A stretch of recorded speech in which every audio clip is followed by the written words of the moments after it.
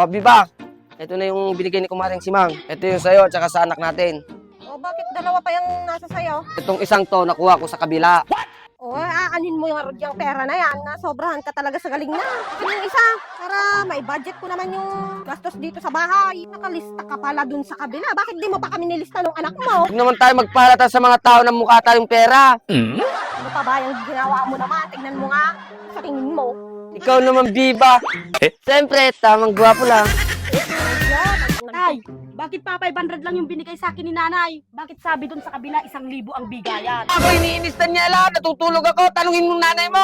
Leader ko, hindi yun naman alam. Nay, bakit nyo naman kinulangan yung sa akin? 500 yung binigay nyo. Sa susunod, wag nyo na akong nililista ha. Lilipat na lang ako doon sa kabilang pamilya. Buti doon kompleto ng ibibigay sa akin. Huwag kang nagdadrama dyan, Daniela.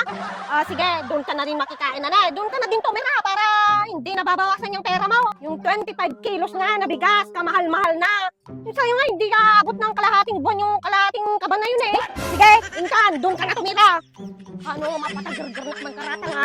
Aldawon, Daniela, kita ma. Tapos masakit pa yung nakam mo na nabawasan ng 500 yung binigay sa'yo. Madi-tagargar at ngiwat ko ka. Ay, mapatagargar mo aming nga karata, Daniela. Nga, madi ka nakalista di banger. At ako, ang ama mo magaling na yan. Nilista na yung pangalan niya tapos tayo sa atin, hindi.